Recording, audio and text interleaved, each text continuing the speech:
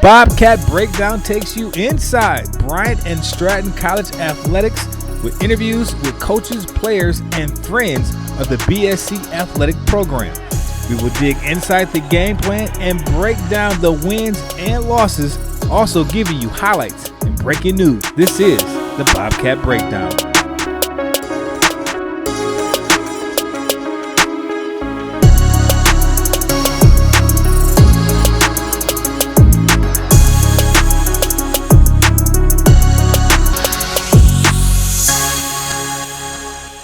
Welcome to a new installment of the Bobcat Breakdown right here at the beautiful campus of Wauwatosa, Wisconsin, Bryant and Stratton College Athletics. Right now I have first-year head coach, well actually the inaugural head coach for the Bryant and Stratton wrestling team, Shane Kennelly. Shane, thank you for coming on the show. Thank you for having me. All right, so let's get right to it. You made the transition. Just give a little history of who you are. You've been in this game for a minute, coaching wrestling. You're at Milwaukee Tech here, high school. Talk about what made you want to make that transition from coaching high school to being the first ever head coach here, wrestling coach here at Bryant Stratton, Wisconsin. Well, it was a good fit. Once I heard that they were starting a wrestling program here, I was coaching at the freestyle and the Greco-Roman, so my high school team was canceled and I was doing it at the club level.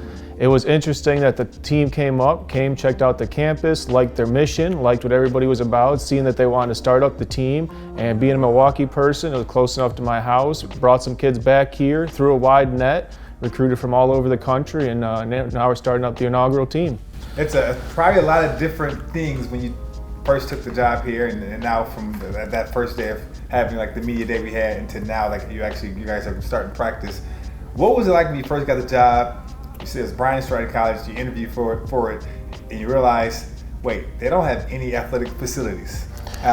Is that a challenge for you right now because we don't have a gym besides our brand new weight room and also our brand new training room? Like, how did you pitch that to future wrestlers that's on your team now? So yeah, that absolutely was a challenge for me, and I have to go back to faith. So once I came here, I kind of assumed that there'd be a whole wrestling facility, stuff set up like other colleges in our conference, other colleges that I've seen before, but it wasn't. So we looked around, I'd been in the area for 10 years, had some good resources, found a gym that was useful, and then used some of those resources because not only coaching at Tech, I was with a club called City Kids Wrestling Program, so I could touch kids in the suburbs and different high schools at MPS.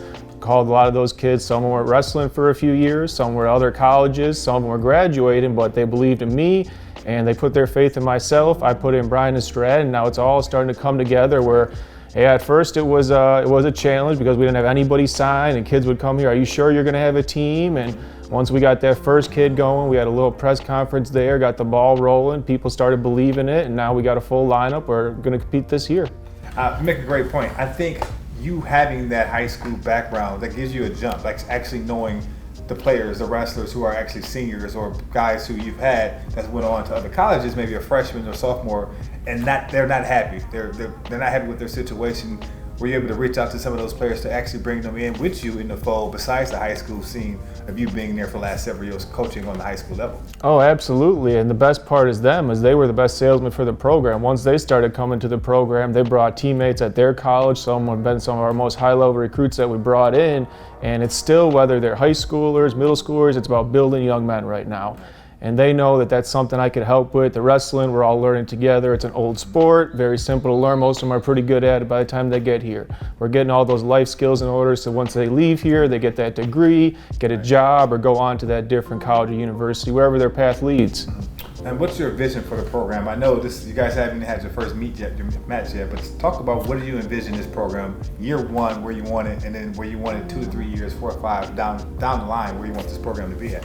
I want when you see people from Bryant Stratton, you know that there's going to be a fight. Whether we win, lose, or draw, we can't control the outcomes, but I need you to know that the kids are going to fight. We're here to work hard. We're going to represent the school well to show them that just because we're new doesn't mean we don't expect to win. Like I said, kids have came here from different colleges, successful high school careers. They're used to winning. We want to continue that winning tradition and start a winning tradition here at Bryant Stratton.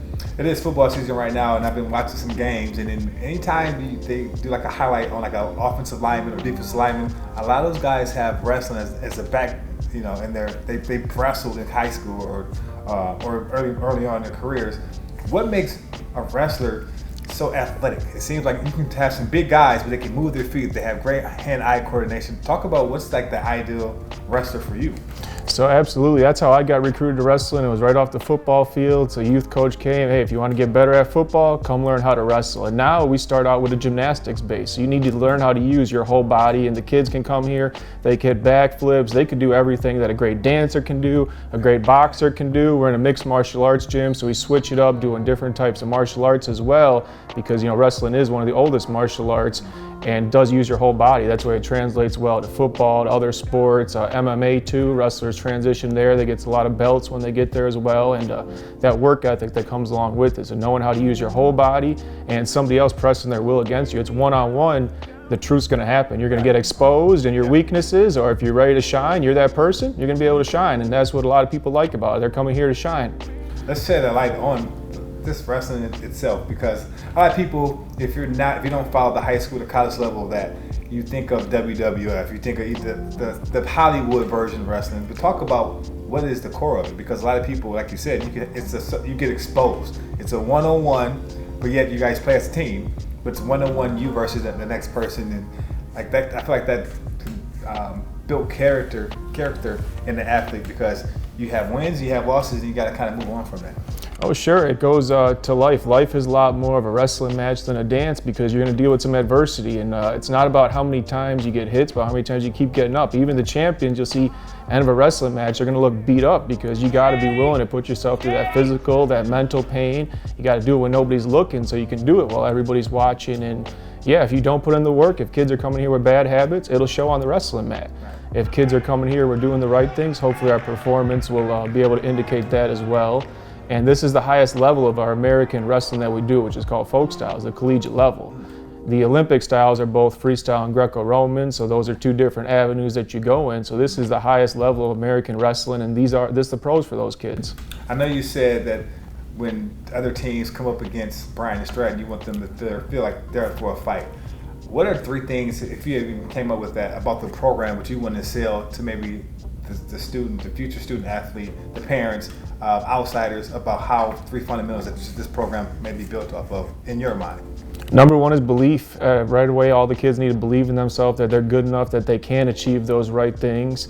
Trust is the next part. You need to trust in our process that we're building here. You need to trust in our education is going to get you that next step. Our training is going to get you where you need to be to compete for that national title. If you want to go to the next school, you want to just keep it here and graduate, whatever it is. And the next part is love, because this is a tough sport. If you're coming in here, you're faking it, it's going to show. You need to actually love it. You need to love the hard days, just like in classes. You need to love showing up at 8 a.m. and you need to know that you're going somewhere else. What is your why? So that's the thing I ask the kids, and they all know their why. And for some, it was a tough question. They might have never been asked their why before. They've been that state champ over and over, and everything's kind of been going for them. And you got to sit down and evaluate yourself, and that's the next step of life.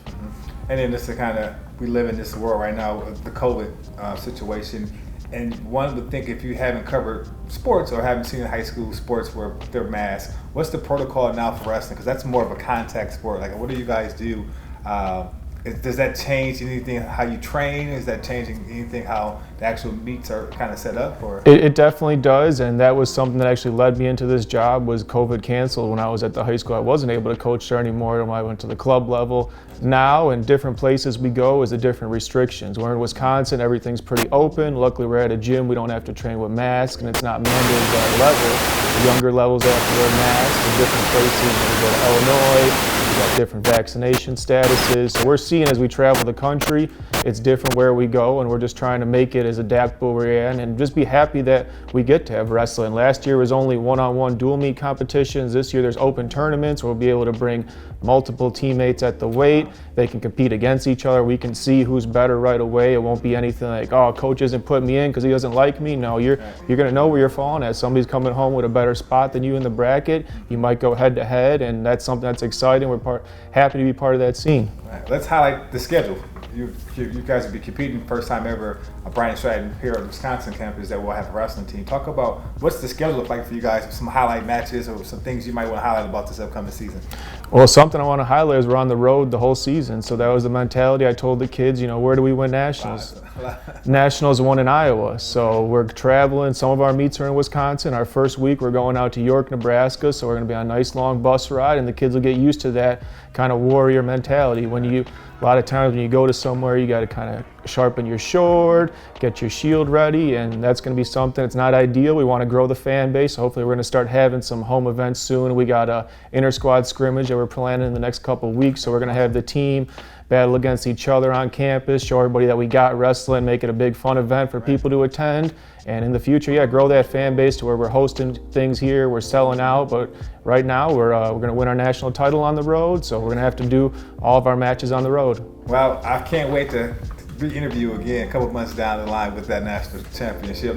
Before we end this interview, let's talk about highlight some players that you have coming in, freshmen or returners that actually compete on the college level.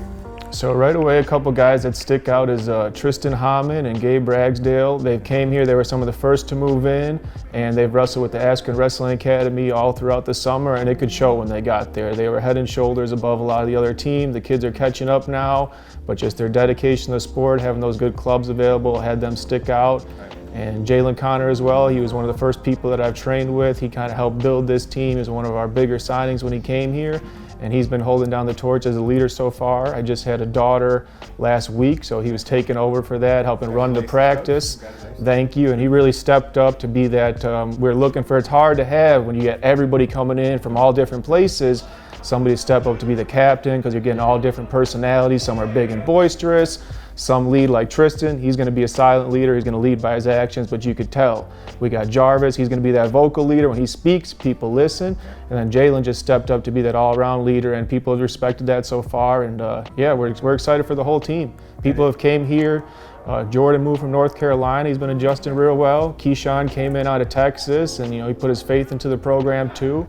So we appreciate the Wisconsin boys as well. That's where we want to make our foothold. All the rest of the boys came from Wisconsin. A lot from Milwaukee area. Right, and that was going to be my next question. We just went ahead and answered that. Just the recruiting process for you. It seems like you want the base to be here in the Milwaukee area, Wisconsin, but you're not afraid to go out and get guys from other states too. So kudos to that. And just want to say thank you. Good luck this season. We'll definitely check in back with you as the season gets a little bit closer and you start guys actually having match. That's this edition of Bobcat Breakdown.